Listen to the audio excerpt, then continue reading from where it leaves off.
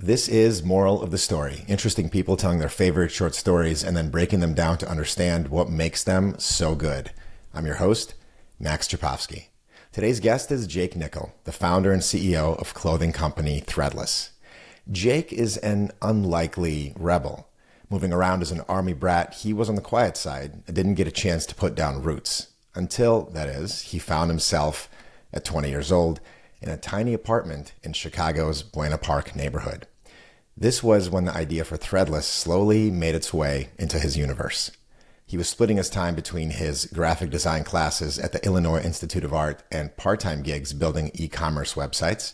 His girlfriend Shonda was away at Purdue University, and he spent the little spare time he had on an online forum for digital artists called Dreamless. After winning a Dreamless virtual t-shirt design competition, Jake was disappointed that no t-shirt was actually produced. So he and fellow Dreamless enthusiast Jacob DeHart started their own contest with $1,000 of their own money, and this time the winning designs were made. And not only that, they sold out. It would take another 2 years before the two Jakes, as they came to be known, would drop out of college to turn Threadless into a real company. And the rest, as they say, is history. For over 20 years, Threadless has continued to help creators, create, providing a platform, tools, and most importantly, a community. Meanwhile, Jake continues to be a rebel, letting his intuition lead the way. Where many might say that Threadless pioneered crowdsourcing, he just says, we make cool stuff with our friends. Threadless went remote first during the pandemic with flexibility to work from anywhere. So when he's not working, Jake and his now wife, Shandi, and their kids, Arlie and Dash, are capitalizing on the great outdoors in a big way, enjoying every moment. Jake, welcome to the show, man. Thanks for having me, Max. Wow, that was a great bio. Thank you. Thanks, man. So you're here to tell us a story. Is there anything that we should know before we get in? Do you want to set the stage? Yeah. So at the time, and this isn't a story about Threadless, but Threadless is in it. So we were starting to do a lot of licensing deals at the time with pop culture studios, so that our artist community could actually design like officially licensed merch, for major pop culture properties. Mm-hmm. And this was in 2012, so over 10 years ago now. We were trying to get the Minecraft license. And so Minecraft came out in late 2011 and nobody had the license for t-shirts. And we saw that the game was going to be huge and was gaining a ton of popularity.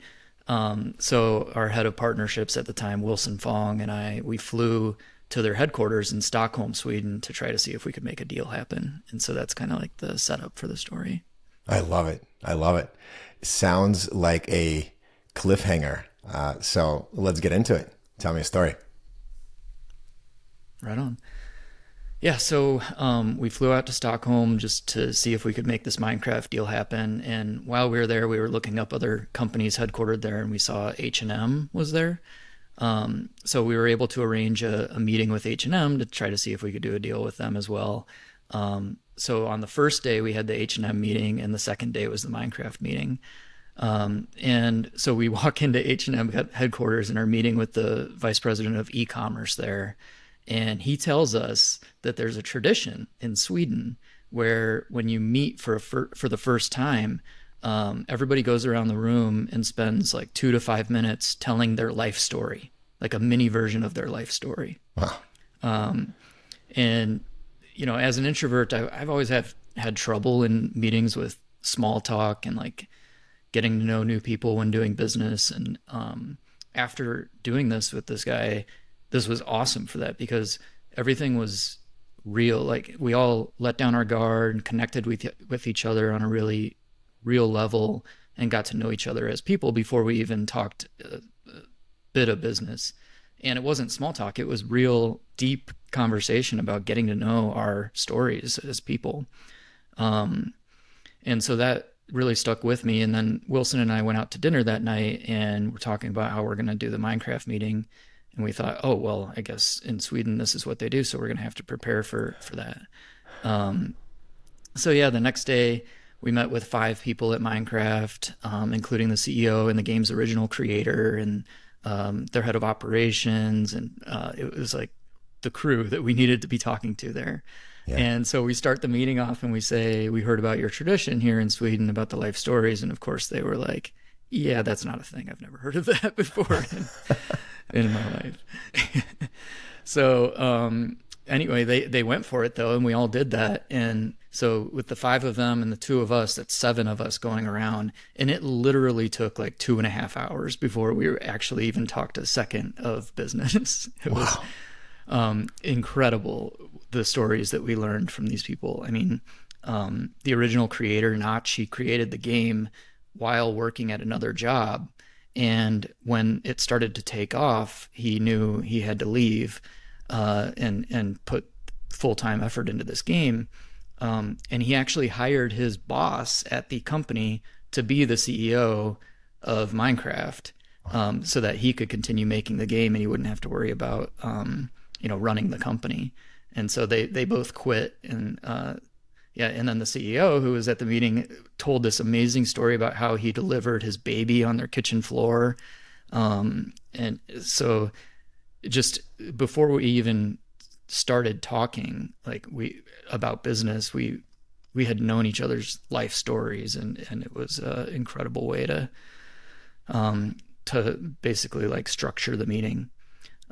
We ended up talking for hours, and then we had dinner that evening, and it was all filled with just callbacks to that moment and anecdotes from that exercise and stuff, and became the main topic of conversation. And again, like for me being an introvert that really sucks at just small talk like that, I found it to be invaluable. And I really feel that because we had that conversation, that's why we were able to get the deal done. And so I've carried this thing with me for years, and I use it, I'd say semi-frequently, but still sparingly. It kind of has to be like the right setting. But I use it not just in business, but in my personal life, and with potential partners. We've even done it internally with our team. And then like another example of recently, I think it was in February of this year, I went on a snowboarding trip with 5 people, and we all kind of like, some of us knew each other, but not everybody knew each other. And on the first night we did this during dinner, we did the life story in 5 minutes exercise. And it just like, that became, everybody knew so much about each other for the rest of the trip. It was, 6-day trip. And it just allowed everybody to connect right off the bat on a really deep level. So it's a super simple thing. And I mean, in the moment, 11 years ago when this happened, it was like a huge game changer for me. And it's really powerful. So I just wanted to share it with everyone as a tool that you could maybe use sometime. I have a saying that I think you actually brought it up in my bio, where I like to say, make friends and then make things with your friends. And I think it's kind of cool to start with that first, like really get to know people and then dig in. And that's something that I've learned that stuck with me. You got a lot out of it for sure. Wow. So, well, I got to ask, you got the Minecraft deal. Did you get the H&M deal? No, we did not do the H&M deal. In fact, I think the guy that we met with was like from Canada or something, not even from Sweden, where he said this was the tradition. And then he was gone within like 6 months of us having that meeting. But yeah, no H&M deal. But they gave you something so much more valuable. Yeah. Which is absolutely. that tradition. Yeah. Do you think the Minecraft deal would have happened had you not gone into the story of your lives? I kind of don't actually. Yeah. Cause we were a pretty small player, in merchandise licensing at the time. And they ended up awarding it to 2 companies. We were one of them. And the other one was much larger, but I think because of our artist community angle where, it's not just taking style guide art right out of the box and slapping it on a t-shirt. It's artists reinterpreting the property and their style and stuff. They saw that we had like a unique twist on it. But I don't know. I think what the life story thing did is, just for the years that we had that deal in place too, it was always just doing business together with friends. And it wasn't like, yeah, I mean, just the relationship along the whole way felt like we knew each other from the beginning, you know? Totally. I mean, connection with other humans is both incredibly critical to lifespan and longevity and also really hard. Like, naturally, organically, for certain things to come out about yourself, especially for an introvert, it would just take forever, right? And I feel like what this does is it forces that, it sort of front loads it to the beginning of the conversation. And that creates for a much richer dialogue, but also more importantly for that connection. Yeah, for sure. I think it's interesting too when you think about on the spot being asked to tell your life story in 5 minutes, like with no time to prepare or anything. What moments you pull from that are Yeah. probably some of the, the most interesting moments of a person's life where all of a sudden that's being shared like the first time you get to know somebody. I mean, Yeah. it's it's rare that this is an appropriate thing to do like you wouldn't do it in every meeting. It's kind of like the more bigger moments. But it then just really grounds everything in humanity at a level that I don't know, just Yes. yeah. That's we're all just trying to do cool stuff together, and I think that when when you only address the surface of the problem in front of you, you're missing so much of what could come from it if you dug a little bit deeper, I guess. 100%. It's interesting. There is a massive difference. There are many, but there's a massive difference between Western and Eastern business cultures. The Western business culture is we're going to sit down, talk about the weather, the weekend for a couple of minutes, completely superficial, and then we got to get down to business, right? We have a hard stop in 28 minutes. In the Eastern Right. culture, in Japan, for example, they actually spend the first part of the meeting talking to each other on a personal level, getting to know each other. Obviously, these are, meetings with maybe new acquaintances, right? But that creates a deeper personal connection. And I think it helps things more in the long run. I remember when I went to Japan for the first time, we had business cards in the US, right? And when you would give somebody your business card, you were like back in the day, you would exchange business cards. You would give your business card to somebody, they would give theirs to you, and you put it straight in your pocket. In Japan, you accept the business cards with both hands. They give it to you with both hands. You accept it with both hands. You bow, you look at it, like really take it in, and then you Yeah. put it away. I think there is so much more of an emphasis, and this is in Japan, I think it goes for Europe as well, on living a more connected life, a more intentionally connected life. And I just think that that's missing Absolutely. from the US? Yeah. Oh, yeah. I mean, there's a real level of respect and just being seen when you're in a meeting like that. I mean, when we acquired Bucket Feet, Raja, who I think you had on your show, Yeah.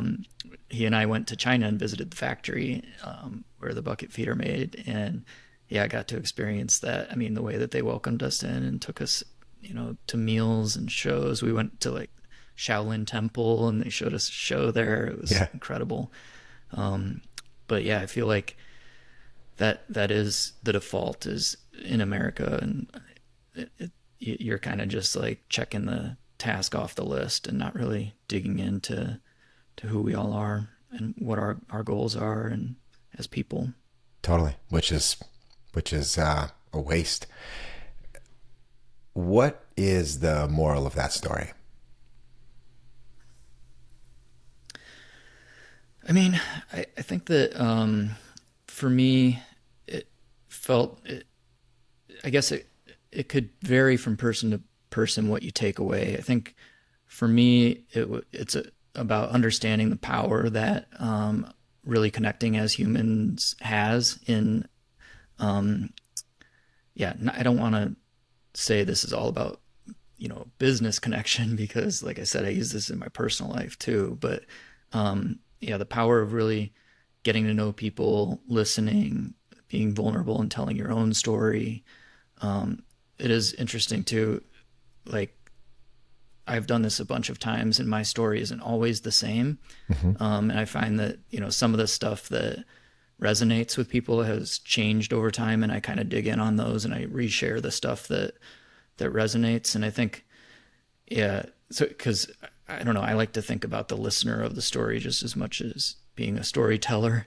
And so I try to use my own story as a way to connect with others. And yeah, I mean, the moral, it's a tough one. I think it's really just simply, it's important to connect on a human level with other people and find moments that you can do that. Yeah, I couldn't agree more. I know you have a lot of stories that you could have told. Why did you choose this particular one? I think one thing that happened right away is I was like, oh, this is kind of meta because it's a story about storytelling. And Yeah. I also just wanted something that was like something that the listener could take away and use in their own lives. So I thought this was a cool device to share, and it's been really helpful to me to form relationships with other people. So I'm hoping that that can, be shared and used by other people. I'm going to use that for sure. I tend to be an oversharer and I talk a lot. So the 5-minute constraint is brilliant, which, by the way, makes me wonder. You said you spent 2.5 hours going through this with the Minecraft team. Did people just blow right past that 5-minute barrier and you just kept going? Well, that happens a lot, but also people just have questions, and you end up Yeah. at the end of the 5 minutes, you don't just move to the next one. Like afterwards, there's good 15 minutes of conversations about each story. I remember we did it with 8 people once at dinner, and we were at that dinner table for 4 hours. I mean, Damn. and we didn't talk about anything else other than just going around the room one by one doing this. And anything goes, right? So it could be something tragic that happened in their families. They share that. That's sort of the ground rule, right? Nothing is off limits. Yeah, if they're comfortable too, but you also don't want to push people too hard to tell stories that they're not wanting to share in that audience or that moment. Yeah. Yeah. You don't want to go maybe too deep on that first one. So if we're talking about stories, what do you think makes the story you told so good? In other words, what do you think makes it work from a structural perspective? I think it's fun when there's, a company that we're all familiar with, Minecraft, learning about how that company got started and stuff, and just the serendipity of traveling out there just to try to get to do a deal is kind of fun to share. I think having a nice takeaway is nice with the story, with, something that you can then use later. I think the life story part of it by itself is kind of like, I guess I didn't really tell too many details about what life stories have been, but it's just really interesting when the moments that people choose to highlight when they do tell the story in 5 minutes like that. But yeah, I guess the the meta story, there's the story within the story, and then the story itself. And I think the story in itself had a nice ending too, where the deal got done because of it. But yeah, I don't know. It's just kind of a fun moment to share. Definitely. Now you've told a lot of stories, but you've also heard a lot of stories. So if you were to sort of step into your academic shoes, what do you think makes for a good story? I mean, for me personally, I like a story that's either really entertaining, just pure entertainment, or a story that I can learn something from. Like when it comes to movies, I tend to like movies that are not usually critically acclaimed, to be honest. Like I love the Fast and Furious series. like really crummy movies like Hills Chihuahua. I just love just because it's so entertaining and yeah, there's not necessarily a takeaway from it, but it's just fun. But then, yeah, then when it comes to reading, I mostly read, nonfiction business books that I'm trying to learn from. And it's kind of bonus points if a story can accomplish both, be entertaining and you can learn from it. And then, of course, I don't know. I think we all like stories that we can relate to or see ourselves in somehow. But yeah, that's pretty much it for what I want out of a story, entertainment or learn. Okay, so let me ask you this then. Does every story have to have a moral? And if it doesn't, does it still qualify as a good story? I absolutely do not think every story has to have a moral. I think also, though, that morals can be different for people. It's almost like song lyrics. When you're listening to a song, the way that it resonates with you might be different than how it might resonate with somebody else. You might hear the same lyric in a different way on how it's affecting you in your life, whatever you're dealing with in that moment.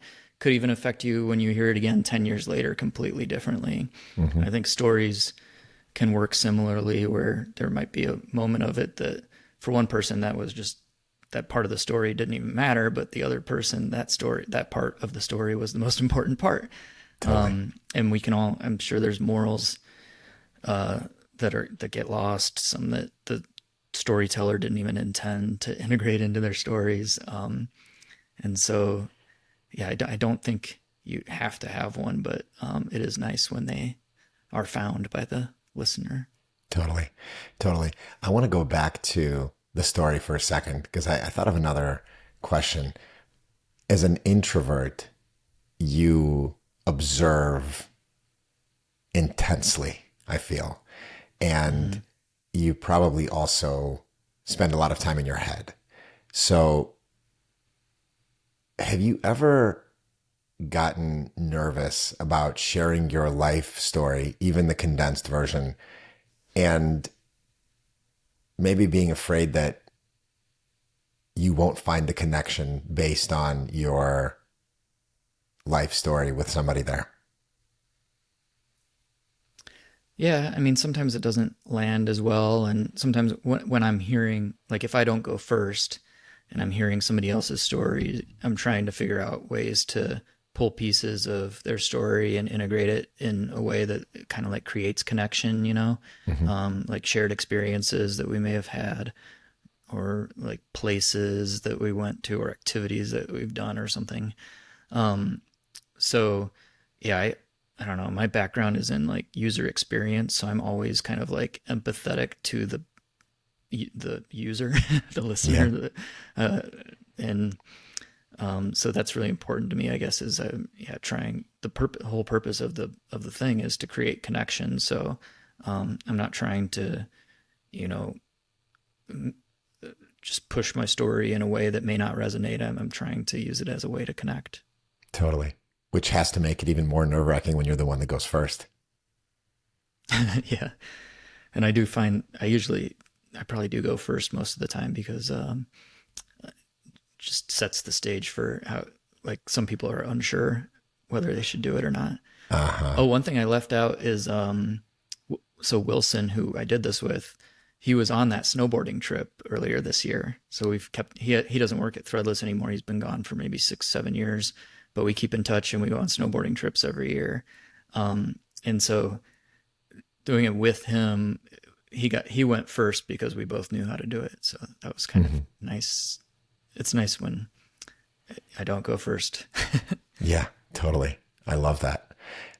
Now let's talk about storytelling in and of itself. How do you use storytelling in your own life? And let's just do personal life. So how do you use storytelling in your personal life? I have 2 kids, 13 and 15, and I definitely find myself telling them a lot of stories that, when the certain moments are happening in their life and trying to, you know, help them like overcome challenges in their own life by sharing challenging moments in my life. I think is a great great way that I use storytelling in personal life. I think, yeah, also connecting with other parents, connecting with teachers, and um, you know, friends. Storytelling is pretty much, I, yeah, like I said, I'm not much into small talk, so I like to um, use this when I can to at least, yeah, like you said, not just talk about the weather or, oh, I'm so busy, or, you know. Uh, Totally. so yeah, it's a great way to actually connect. Yeah, I like that. Small talk is overrated, highly, highly overrated, because I think everybody engaged in it knows exactly what it is and recognizes it for what it Yeah. is, which is just filler, right? Like if we're going to Hmm. spend 5 minutes talking about the weather, why don't we instead, pick something from our lives that would connect us a little more than the fact that we're both busy or that we both dealt with some traffic or something.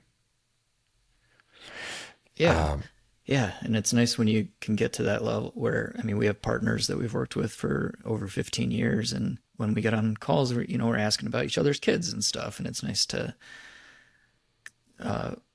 be able to set up these relationships so that you can have more deeper conversations Hmm. than just that small talk where it doesn't feel appropriate to just go straight into the meeting. You have to say, oh, Yeah. how's it? You know, Yeah.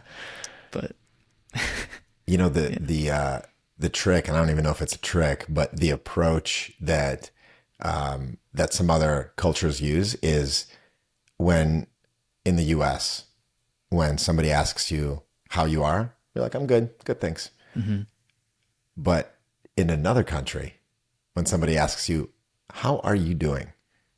Then people will tell them how they're doing. I'm okay, yeah, struggling with this, kind of happy about this, looking forward to this.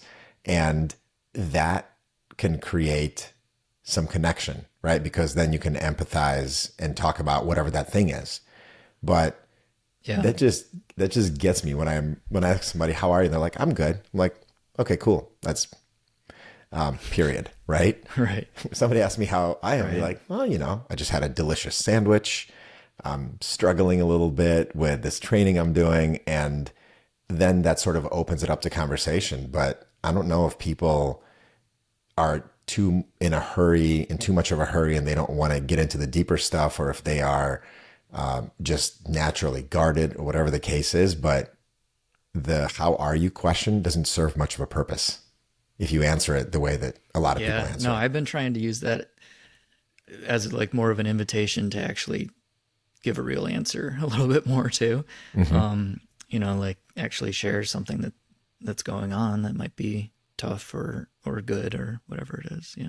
Totally. Or you Maybe you can, don't want to, yeah, maybe keep it short again, like your yeah, answer to how the weather is, but, but at least say something real. yeah, or rephrase the question instead of saying, how are you, which they probably expect. You could be like, how's your day going so far? And then maybe Mm, that throws them just enough to be like, well, maybe they're really asking me how my day's going. And then they can share something. yeah. It's a good idea. So we've talked about this a little bit, but what advice would you give to those who want to learn the craft of storytelling? I don't claim to be like a best storyteller in the world, but I would say from my perspective, empathy is the best thing to think. I guess think about who's hearing your story and how you can make it interactive for them in a way and bring them into the story. And yeah, I think thinking about your listener is probably the most important bit of advice I could give. Totally. Totally. Know your audience. And you've also mentioned that you Mm. tweak a story over time. You've tweaked your how you tell your life story, what details you might leave in, leave out, emphasize, de-emphasize based on your audience. And that's incredibly underrated advice because if you're just telling the same boilerplate story, it's kind of selling yourself short and not really being respectful towards your audience, I think. Yeah, that's what I've learned too. It's almost like being a comedian, right? Where some jokes don't land, and so over time, you tweak it. My tweaks are purely based on the audience, like whether it's actually something that people want to hear and are resonating with them. So I probably exaggerate a bit. I'm not trying to lie about my story, but probably end up exaggerating about a few things or misremembering things. But yeah, we all have amazing stories to tell, I believe. So figuring out some of those moments and working on them over time, tweaking them. Couldn't agree more. What's one of your, or a couple of your favorite books that get storytelling really right? I don't know if he's still kosher, but Hunter Thompson's books, like I've read every single book he wrote, and Fear and Loathing in Las Vegas, the whole concept of gonzo journalism, where the author really like becomes a part of the story and integrates themselves into it, and even like causing trouble and to create a story. I don't know. I kind of like that style of storytelling because it's a fun mixture too of like fiction and nonfiction, where Totally. there's absolutely exaggeration, happening in these stories, but you're creating it along the way yourself. So yeah, I really look to books like that feel like they could be real too. I'm not much into pure like fantasy or like sci-fi, to be honest. I like stories that feels like they could feel like they could be real. Have you read Tomorrow and Tomorrow and Tomorrow? I have it on my nightstand, but I have not opened it yet. I'm hoping to read it soon. I don't know if you lost me. Have you read Tomorrow and Tomorrow and Tomorrow? Well, I have it on my nightstand actually, but I haven't opened it up quite yet. So I'm planning to read it like next. Such a good book.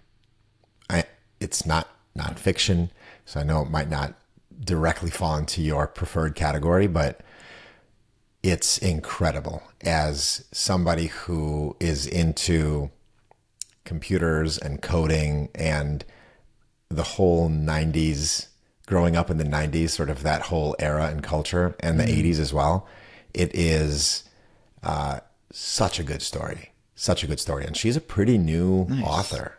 It's what she's been able to put together, and the trajectory and the character arcs is just amazing. So I highly, highly recommend it. Nice. I will read it soon. So last question. You were 20 when you first got the idea for Threadless.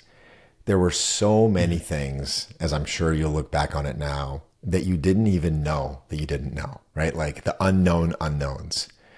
Some of them you'd learn the hard way. Some of them maybe not so much. You'd go through some detours. If you could say one thing to your 20-year-old self, what would that be?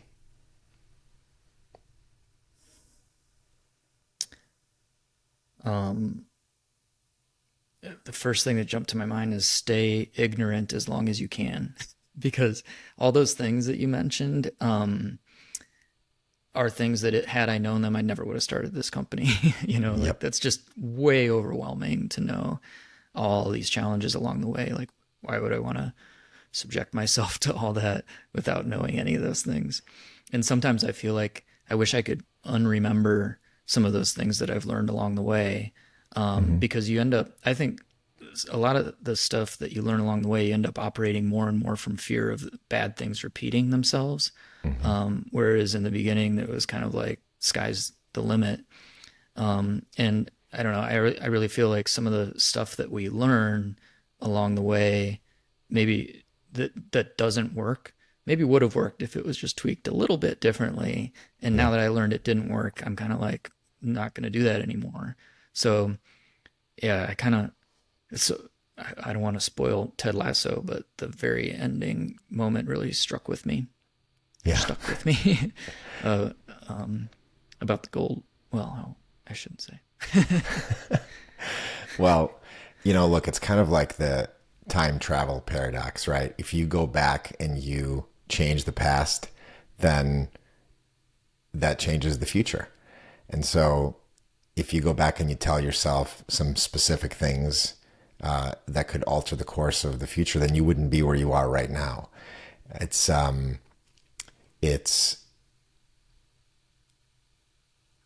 Yeah. it's tough. It's really nice to have that. Yeah. Just totally uninformed optimism in your youth where anything's possible. And I want to keep that with me as long as I can. 100%.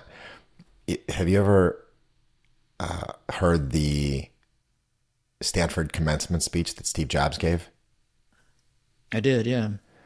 The very last thing he says is, stay hungry, stay foolish, right? Yes. Love that. And that is incredible advice. Naivete, to an extent, this sort of guileless optimism is sort of underestimating challenges to an extent, has helped create some of the world's most valuable companies or concepts or art. It's definitely underrated. Yeah, I'm sure there's great counterpoints to that argument, but I firmly believe in it. I mean, I also just feel like education can be a double-edged sword with that. Like, I mean, I didn't go to business school. I dropped out of college, and I think had I got like an MBA, I don't think that my business model would have made sense under that dynamic. And so, yeah. So Harvard has like a case study on Threadless that I get to sit in on the classes every now and then. Oh, yeah. And I try to join a couple of them each year. And they basically put in front of these students a problem that we're trying to solve. And then the students get to solve it in their way. And then at the end, sometimes I'll join and share what we actually did. And hearing from the students what they would do, it's like totally fresh ideas to a problem that I solved in a different way. But it's so inspiring hearing like just a fresh viewpoint on the subject with no, knowledge of all the background beforehand. There's so much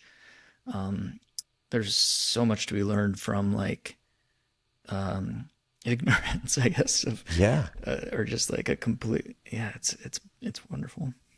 I mean, that's why a lot of the time, especially in the beginning stages of an organization, of a startup, you need that team that has a higher tolerance for risk, a higher tolerance for ambiguity, and, some of that sort of healthy ignorance, right? Because a lot of ideas, if you asked somebody, 10 years ago, if they would be willing to let strangers pay them some money to stay in their house for a night, they'd be like, that sounds ridiculous, right? And fortunately, a handful of guys, thought that it was going to work. So, right. Well, this was awesome, man. I really appreciate you sharing that story. Jake Nickell, founder and CEO of Threadless, thank you for being on the show, man. Thanks for having me. Yeah, this is great. I love the format here, and I want to go back and listen to every episode because I've listened to a few before coming on here, and it's really fantastic hearing what people have to say. I love the structure that you put together. Thanks, man. It's a little bit in line with kind of telling your life story, although it's a specific aspect of your life story. So we go narrower but deeper, and yeah, I appreciate the kind words. Well, that does it. For show notes and more, head over to mosspod.org. Find us on Apple Podcasts, Spotify, wherever you get your podcast on. This was Moral of the Story. I'm Max Czapowski. Thank you for listening. Talk to you next time.